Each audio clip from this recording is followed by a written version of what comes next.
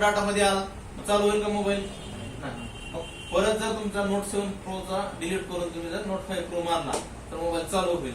पण त्याच्यामध्ये शक्यता कशी असते, काही मोबाईल होतील काही मोबाईल होतच नाही.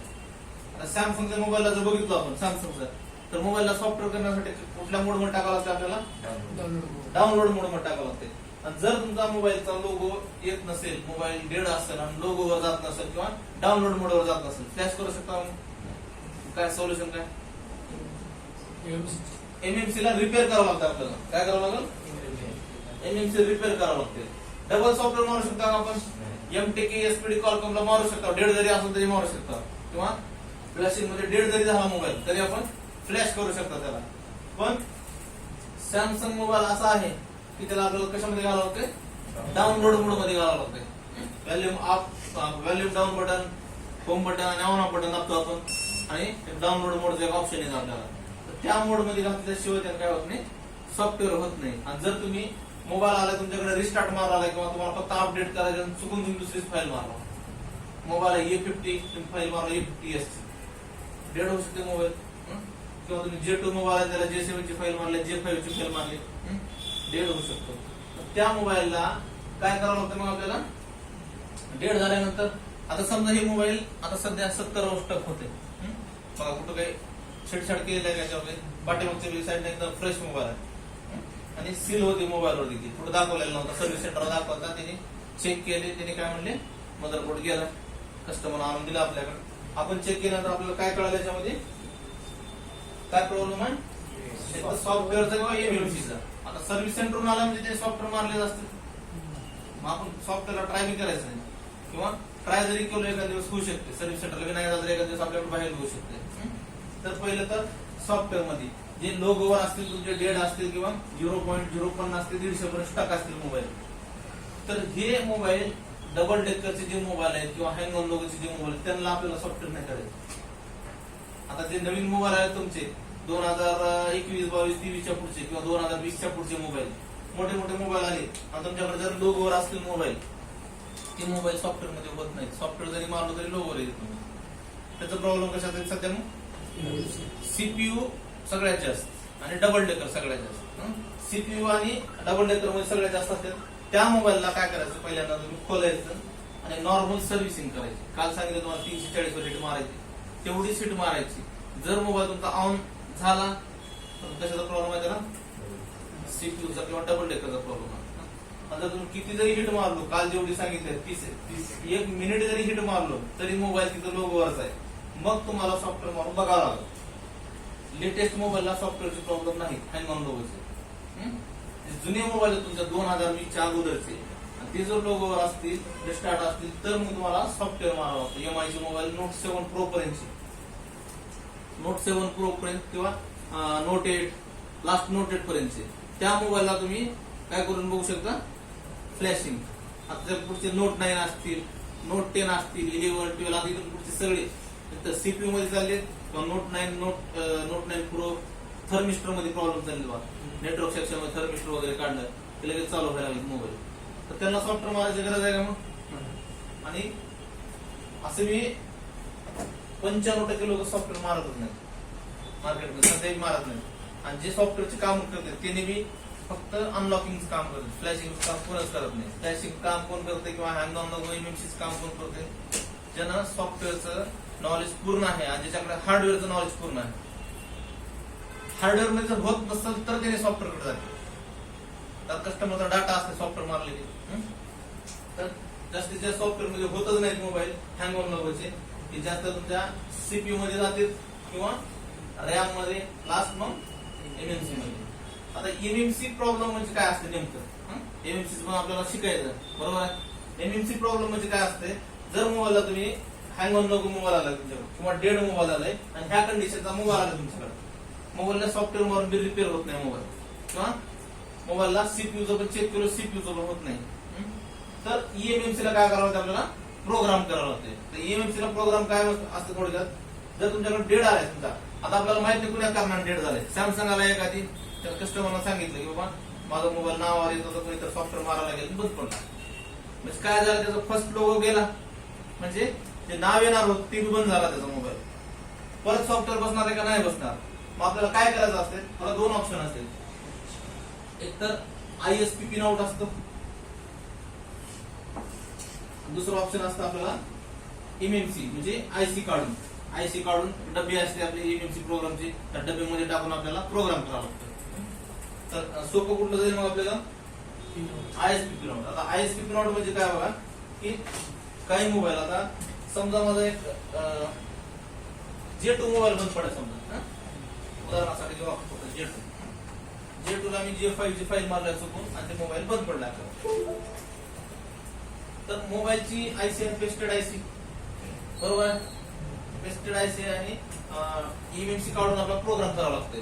पण ते मोबाईल MMC काढायची गरज पडत नाही काही वेळेस. त्याला काय असतं ऑप्शन आपल्याला ISP पिन आउट.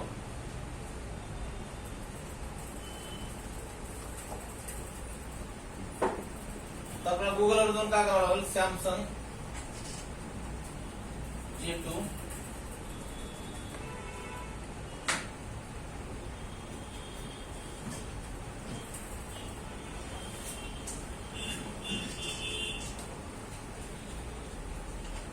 J2 चा ISP पिन आउट आपल्याला बघावं लागेल. आणि जे आपले UEFI बॉक्स किंवा EZTAG बॉक्स, प्रोग्रामिंगसाठी कुठला बॉक्स लागतो आपल्याला, UEFI. एक तर तुमच्याकडे हे करण्यासाठी, हे MMC रिपेअर करण्यासाठी UEFI बॉक्स पाहिजे. ची मार्केट प्राइस आहे MMC रिपेअर करण्यासाठी 20,000 रुपये. आणि जर ह्याच्यामध्ये UFS चं सॉकेट घ्यायचं असेल तुम्हाला, UFS सॉकेट, तर त्याच्यामध्ये अजून 20,000 रुपये लागतील. म्हणजे बॉक्स प्लस सॉकेट आहे MMC चं, आणि फक्त काय आहे UFS चं सॉकेट आहे 20,000. जर तुमच्याकडे EZTAG असेल, EZTAG तुम्हाला त्याला लागतील 40,000 रुपये. आणि जर तुम्हाला UFS चं अडॅप्टर पाहिजे असेल त्याच्यासाठी 25,000 रुपये एक्स्ट्रा लागतात.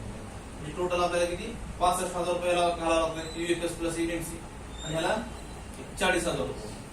तर UFS चं काम याच्यामध्ये सक्सेस नाही. याच्यामध्ये आपल्याला दोन्ही काम करता येतील MMC आणि UFS. तर तुम्हाला 65,000 रुपये लावावं लागतं जर MMC आणि UFS चं काम करायचं असतं. फक्त MMC चं करायचं असतं 40-45,000 रुपये लावावं लागतं. आता मला सांगा, तुम्ही आता कोर्स करून गेल्यानंतर ही बॉक्स घेऊ शकता, घेऊ शकत नाही. कारण तुमचे प्रॉब्लेम जे आहेत, हे प्रॉब्लेम मार्केटमध्ये फक्त 5 ते 10% प्रॉब्लेम राहिलेले. हँग ऑन लोगो आला, 90% हार्डवेअर मध्ये खुल्या तुमचे, डबल डेकर मध्ये, CPU मध्ये, आणि 10% तुमच्या ह्याच्यामध्ये चालले. मग 10% साठी एवढे पैसे लावू शकता तुम्ही. ऑलरेडी त्याच्याकडे बॉक्स आहे मार्केटमध्ये, त्याच्याकडे जर गेलो तर 800 रुपये, 600 रुपये, 1000 रुपये, 1200 रुपये तुमच्या मार्केटचा जे काही रेट असेल त्या रेटमध्ये तुम्हाला मोबाईल करून भेटले. तुम्ही कस्टमरला पुढे 2,000-2,500 जर सांगितलं तर डबल पैसे निघतात आपले. जर तुम्ही समजा 65,000 रुपये लावणार आहे तुम्हाला, पैसे लावायला तयार आहे तुम्ही, मोबाईल बी आला पाहिजे तुमच्याकडे त्या प्रॉब्लेमचे. तर तुमच्याकडे महिन्यातून एखादी मोबाईल येते किंवा 6 महिन्यातून एखादी मोबाईल येते, 65,000 लावून उपयोग आहे. तुम्ही नॉलेज साठी म्हणून घेऊ शकता कोणाचा, मित्राचा आहे थोडे दिवस वापरून किंवा प्रोग्रामिंग करून बघून, तर नॉलेज साठी म्हणून बघू शकता. किंवा फक्त हे बॉक्स शिकण्यासाठी फक्त 1 तास ते 2 तासामध्ये तुम्हाला शिकणं होतं. इरफानला त्या दिवशी सांगितलं, इरफानने 1-2 मोबाईल विकले. काय त्याच्यामध्ये प्रोग्रामिंग म्हणजे काय आहे का काही, ज्याला सॉफ्टवेअरचं नॉलेज आहे, माहिती होतं तुम्ही दोघं चौघ खाली बसले होते त्या दिवशी. MMC चेंज करणं असो, चेंज बी केले आपण MMC, काहीच लागत नाही. किंवा हँग ऑन लोक असं प्रोग्राम पण केले. पण हे मार्केटमध्ये MMC प्रोग्रामिंग म्हणलं ते नावच मोठं, प्रोग्रामिंग एवढं नाव. तो काय आहे का त्याच्यामध्ये, काहीच नाही. त्याच्यामध्ये काय करायचं असतं सांगतो मी, ISP पिन आउट असेल किंवा IC असेल त्या बॉक्स मध्ये टाकायचे असते, किंवा ISP कनेक्ट करायचं असते. हे ISP पिन आउट असते, त्याच्या 6 पिना कनेक्ट करायचे असते. त्याचं नाव असते CLK. त्याच्यामध्ये बघा एक CMD दिसत आहे आपल्याला, डाटा 0, त्यानंतर CLK. हे 3 पॉईंट महत्वाचे असतील, आणि एक ग्राउंड. असे 4 पिना आपल्याला जम्पर करावं लागते बोर्डवर. आणि जे VCC आणि VCC नाव दिसतं तुम्हाला इथं 2.8, 1.8, ती मारायची गरज नाही. त्याला चार्जर जरी लावलं आपण तरी कनेक्ट होते. तर ISP पिन आउट कनेक्ट करून आपल्याला जे मध्ये डाटा असते, समजा याच्यामध्ये डाटा असते. डेड मोबाईल जरी असेल तरी डाटा असते त्यामध्ये, जुन्या एमएमसी मध्ये. का डाटा असतो तर त्याचा सीपीयू आणि एमएमसी ला कॉन्फिगर केलेला असते, त्याच्यामध्ये आयएमएस वगैरे डाटा असते आपला. तर ते डाटा आपल्याला रीड करावं लागतं. 1 GB ची फाईल तयार करून रीड करून ठेवावं लागते. आणि नंतर टोटल एकदा फॉर्मॅट करावं लागतं. किंवा बॅड हेल्थ जर असेल त्याची तर बॅड हेल्थ रिपेअर करावं लागतं आपल्याला. जर बॅड हेल्थ रिपेअर होत नसेल तर एमएमसी ला काय करावं लागतं, आपल्याला चेंज करावं लागतं. चेंज करताना किंवा रिपेअर करायचा असेल तुम्हाला, तर हँग ऑन लोगोचा मोबाईल असेल रिपेअर करायचा फ्लॅशिंग मध्ये होणार तर पहिले बॅकअप रीड करावं लागते, त्या एमएमसी ला फॉर्मॅट करावं लागते. त्याच्यानंतर एमएमसी पूर्ण ब्लँक होते. त्यानंतर जे बॅकअप काढलेलं आहे ते राईट करायचं असते, फक्त रीड करायचं आणि राईट करायचं. नंतर राईट केल्यानंतर परत ते मोबाईल लोगोवर येऊ शकतो किंवा डेड पे असू शकतं. त्याला नंतर युएसबी ला फ्लॅशिंग करावं लागतं आपल्याला. प्रोग्रामिंग म्हणजे एवढंच असते, बाकी काय नसतं. प्रोग्रामिंग करणे म्हणजे काय ते C++ हे असलं तसलं काय नसतं त्याच्यामध्ये. रीड करणे आणि राईट करणे एवढंच असतं, बाकी काय नसतं. तर बरेच जण मोठ्या मोठ्या इन्स्टिट्यूट मध्ये जातात आणि EMMC किंवा UFI बॉक्स शिकण्यासाठी. बघितलं तर युट्यूबवर वगैरे एमएमसी प्रोग्रामिंग ऑनलाईन शिका, ऑफलाईन शिका, 8 दिवसाचा कोर्स, 10 दिवसाचा कोर्स, 5 दिवसाचा कोर्स, 25,000, 30,000, 50,000. गरज आहे का मग शिकायची? आता तुम्ही शिकून मी काय करणार आहात? शिकून मी काय करणार आहे बाबा? जेव्हा कोण घेऊ शकणार आहे बॉक्स त्यातलं, कोणी घेतला असेल, तुम्ही जरी शिकवलं मी तुम्हाला अजून 8 दिवस मी जरी एमएमसी आणि UFS शिकवलं काय 8 दिवस जरी शिकवलं, तुम्ही बॉक्स घेऊ शकत नाही मला माहिती आहे. आणि जरी घेणार असाल तर लगेच घेत नाही, महिना 2 महिन्यात घेतात. 2 महिन्यानं बॉक्स घेतलो, 8 दिवस शिकवलेलं पाण्यात काहीच कळत नाही पुन्हा. सर बॉक्स घेतो त्याला इन्स्टॉल कसं करायचं म्हणून फोन करतो. बरोबर आहे. ज्याला बी भविष्यात घ्यायचं असेल त्याने घ्या बॉक्स. लॅपटॉप वगैरे असेल लॅपटॉप घेऊन या, मोबाईल असतील तुमचे 2-4 ते घेऊन या, तुमच्या हाताने येतच प्रोग्राम करा. किंवा ऑनलाईन जरी केलं तर काय अडचण नाही. असे तुम्हाला आयसी काढता येते, बसवता येते, एमएमसी काढता येते, बसवता येते. फक्त काय करायचं काय आपल्याला बॉक्सवर प्रोग्रामिंग करायचं. ऑनलाईन बी करू शकता मग टीव्हीवरनं. किंवा तुम्हाला 1-2 मोबाईल जर करून दाखवलं मी ऑनलाईन, येणारे सगळे मोबाईल सेमच आहे वेगवेगळे. तर एमएमसी मध्ये किंवा UFS मध्ये जास्त वेळ घालत बसायचं नाही. तर कधी तर आपल्याकडे देखील 15 दिवसातून महिन्यातून एखादी मोबाईल येते खाली देखील आपल्याकडे. आणि पैसे पण त्याला जास्त देत नाहीत कस्टमर. 1,000-1,200 1,000 लास्ट 2,000 रुपये. जर एखादी मोबाईल जरी आला आणि मार्केटमध्ये कोण करून देत असेल त्याच्याकडे जरी दिलो तरी काही फरक पडणार नाही. त्यानं 800-1,000 घेईल, पुढून 1,000-1,200 वाढवून घ्यायचे, 1,000 रुपये वाढवून घ्यायचे. तर EMMC किंवा तुमचा UFS. तर यामध्ये तुम्हाला बरेच मोबाईल हिट मारून होतील, रिव्हॉल्व करून होतील किंवा फ्लॅशिंग मध्ये होतील. तर EMMC प्रॉब्लेम किंवा UFS प्रॉब्लेम असतील तर आपल्याला चेंज करावं लागेल किंवा रिपेअर करावं लागेल. तर नेक्स्ट डे आहे आता इथपर्यंत बघितलं आपण स्विचिंग केलं. स्विचिंग केल्यावर असे प्रॉब्लेम गेला आपल्याला. आता फक्त केबल लावून ऑटोमॅटिक पोर्ट घेऊन किंवा ऑटोमॅटिक काय घेऊन करंट घेऊन. ह्या कंडिशनचे मोबाईल ऑटोमॅटिक पोर्ट पण घेतात कम्प्युटरला. डिस्कस होते का कम्प्युटरला काय घेतात ऑटोमॅटिक पोर्ट घेतात. आता कसं पोर्ट घेतात दाखवतो कम्प्युटरला. पोर्ट कुठे चेक करायचं असतं आपल्याला? दिस पीसी त्याच्यावर राईट क्लिक करायचं असतं आणि कुठं बघायचं मॅनेज. मॅनेज मध्ये डिव्हाइस मॅनेजर. ह्या ठिकाणी आपल्याला पोर्ट नाव येईल. ज्यावेळेस आपण मोबाईल कनेक्ट करू, जर आपला मोबाईल MTK असेल मीडियाटेक पोर्ट घेईल, SPD असेल SPD पोर्ट घेईल, क्वालकॉम असेल तर क्वालकॉम पोर्ट घेईल. ते ऑटोमॅटिक घेईल. ज्यावेळेस आपल्याला सॉफ्टवेअर करायचं असतंय पोर्ट बनवावं लागतं मोबाईल. आणि पोर्ट बनवण्यासाठी एक तर IDL पॉईंट असते किंवा ऑन ऑफचे बटन असते किंवा व्हॅल्यूमचे बटन असते. आणि जर मोबाईल तुमचा असा ऑटोमॅटिक पोर्ट घेत असेल तर बघा ह्या मोबाईलला 2 पॉईंट शॉर्ट केल्यावर त्याने पोर्ट घ्यायला पाहिजे. आणि मोबाईल ऑटोमॅटिक पोर्ट घेते. आता याचा ऑटोमॅटिक पोर्ट 900 क्वालकॉम.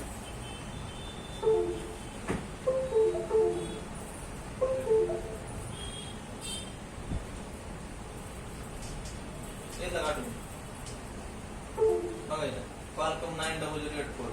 हे पोर्ट घ्यायला नको आहे, ऑटोमॅटिक घ्यायला नको आहे. हे जर घेत असेल तर मग काय असा प्रॉब्लेम आहे? तर MMC प्रॉब्लेम असू शकते, सॉफ्टवेअर प्रॉब्लेम असू शकतो. कम्प्युटरवर चेक करू शकतो आपण, डीसी मशीनवर चेक करू शकतो. आणि हे मोबाईल जर 6 पोर्टला लावलं तर 0.6 किंवा 1 एम्पियर देखील चार्जिंग होतो हे मोबाईल.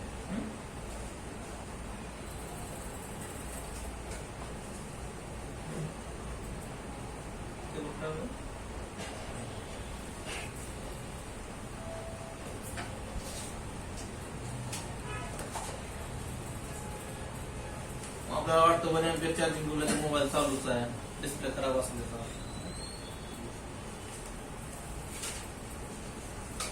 काहीच गेलं नाही.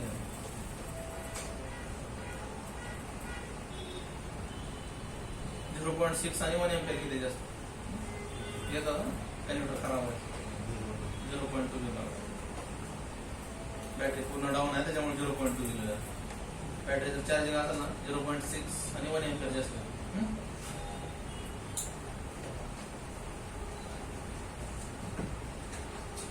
सॉफ्टवेअरच्या क्लासमध्ये कळलं आपल्याला सॉफ्टवेअर कसं करायचं. त्याच्यानंतर अजून तुम्हाला बॉक्सचं पण सांगतो, यूएफआयचं पण, EZX पण, त्याच्यावर क्लास घेऊ आपण. आता मोबाईल तुमचा ऑटोमॅटिक दिलेला आहे.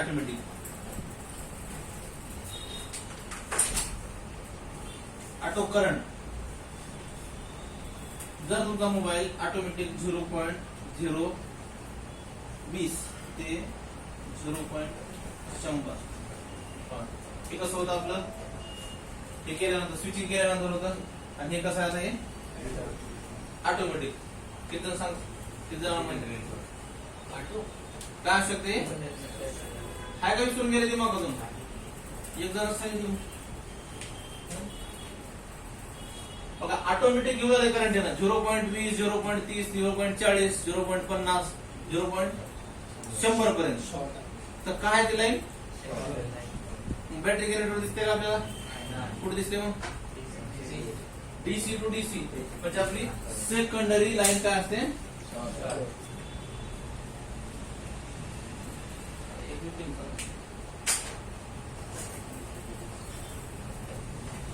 लिहून तो परत पाठवा.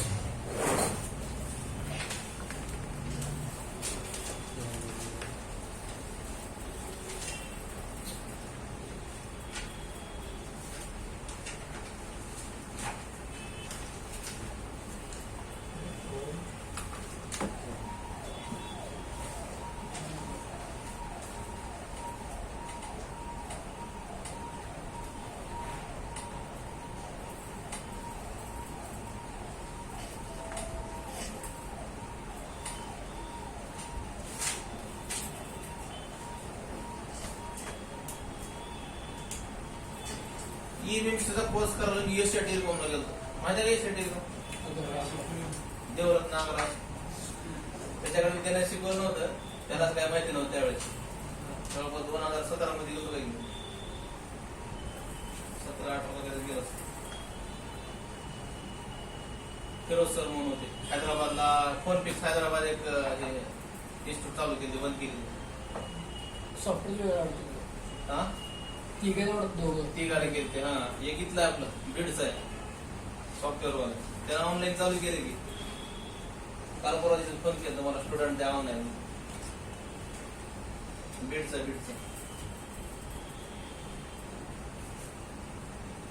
तोफिक. ईएमएमसी आणि यूएफएस कोर्स 6 का 8,000 फीस आहे. शिकायचं तर शिका, मला काय 1 घंट्यामध्ये शिकायचं काम आहे. त्याने काय शिकतात माहितीये का, पूर्ण त्याचं EBCD. आता हे शाळेत गेलो आपण, किती धडे असतात आपल्या शाळेत, 10 धडे एका विषयाचे. पहिल्या शब्दापासून शेवटच्या पानापर्यंत शिकवते. परीक्षेला काय असेल, परीक्षेला काय 10 प्रश्न येतात का आपल्याला. 1 घंट्यामध्ये 10 प्रश्न शिकलो तो विषय संपतो. तिने शिकवत हे बॉक्सची काय, ओरिजिन काय, हे सेटअप काय, असं काय, बॉक्सची माहिती देणार. 1 दिवस त्याच्यात घालणार, दुसरा दिवस इन्स्टॉलेशन कसं करायचं, तिसरा दिवस 4-5 दिवशी तुम्हाला प्रोग्रामिंग कशी करायची शिकवणार. आता 10 दिवस मला काय तर शिकवावं लागेल तुम्हाला.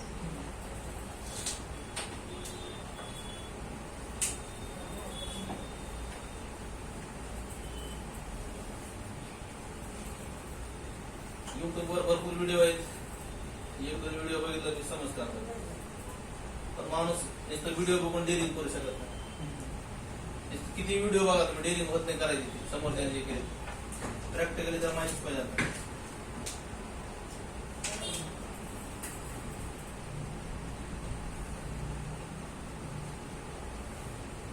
बरेच जण असे काय मोठ्या मोठ्या इन्स्टिट्यूटला जाऊन अक्षरशः माय बाबांना 5% 10% पैसे काढून दिले. तर 60,000 फीस, तिथं राहायचे खायचे 20,000 रुपये. आणि जे तिथे शिकलेलं असतं त्याने असं एकदम मोटिवेशनल सांगतात त्यांना, असं करायचं तसं करायचं, हे करायचं ते करायचं, हे बॉक्स घ्यायचं ते बॉक्स घ्यायचं. आणि त्या इन्स्टिट्यूटचं टाईप असते का टूलवाल्यासोबत, जसं डॉक्टरचं मेडिकल असतं का त्यांच्यासोबत एका स्टुडंटकडून कमीत कमी हे पूर्ण सेटअप, हे बॉक्स, सॉफ्टवेअर बॉक्स सगळं घेण्यासाठी कमीत कमी 2 लाख रुपये खर्च सगळं घ्यायला. ते घरचे काय म्हणणार, लेकरू एवढं शिकायला गेले, लाख रुपये खर्च केले, शिकून का उपयोग आहे, त्याला सामानच नाही तर ते आपल्या दिमागात असतं की हेच सगळं. आणि ज्या वेळेस मी सगळं घेऊन जाऊन दुकान टाकचाल 5-6 महिने 4 दिन इंटरेस्ट बदलावा. रियालिटी जसं जसं मग दुकानचं भाडं येऊ लागलं, लाईट बिल येऊ लागलं, पैसे राहायचे नाही. मध्ये एक बॉक्सी, एक डोंगली, एक मायक्रोस्कोपी फक्त हे माय बाबाकडे अक्षरशः 5% आणि 10% पैसे काढून देते. बघा माझ्याकडे जे बी स्टुडंट असेल, शिकून गेला असेल, टूल बी आपल्याकडेच आहे. आणि त्यांना मी कधीच म्हणत नाही की हे घ्या ते घ्या, तुला गरज असेल तर घे बाबा, किंवा तुझ्याकडे जे आहे त्याच्यावर भाग. आणि ज्याला खरंच काम करतंय, त्या लेवलचं आहे, त्याला सांगतो घे. बरोबर आहे. उगं माझ्याकडे कोर्स केलो, 20,000 रुपये घातलो समजा, पुन्हा 40-50,000 टूलला घातलो आणि काहीच करणार गेलो, उपयोग आहे का टूलचा? तुम्ही घेतलेली वस्तू विकणार आहे पुन्हा अर्ध्या किमतीवर 40,000 घेतो, 20,000 विकावं. जेव्हा गरज पडते ना आपल्याला तेव्हा घ्यायचा. अजून माझ्याकडे VFS सॉकेट विचार करा, फक्त ISP अडॅप्टर VFS गरजच पण नाही गेल्या मला. अजून माझ्याकडे नाही काय ते थर्मल कॅमेरा, गरज पण नाही गेल्या मला. आपण घ्यायचा विचार करावा. तर त्या मोठ्या इन्स्टिट्यूटला जाऊन काय करते, सगळंच घ्यायला लावतात तेच. तुम्ही आता घेतलो तर शिकताल, पुन्हा तुम्ही इथून गेलो की घेणार नाही, शिकणार नाही. विचार करा किती मोठा स्कॅम आहे, किती मोठा. तेवढे पैसे खर्च करून जर तुमच्याकडे तेवढं काम नसेल तर उपयोग काय. त्याच्यासाठी दुकान जेव्हा बी चालू केलं कधी बी मोठा विचार कधीच करायचा, बारीकच विचार करायचा. बारीक मधून हळूहळू वाढवत जायचं आणि स्वतःचा पैसा लावायचा, माय बाबाचा पैसा लावायचा. शिकायला घातलो हेच मोठी गोष्ट आहे. तर सेकंडरी लाईन, आता सेकंडरी लाईन मध्ये आपल्याला VPH लाईन चेक करावं लागते. VPH लाईन बघितलं आपण. त्याच्यानंतर सेकंडरी लाईन मध्ये अजून तुमची VIR ची लाईन पण येते, LDO ची लाईन पण येते, ते पण सेकंडरी लाईन असते आपली. त्याच्यामुळे तुम्हाला VPH लाईन, VIR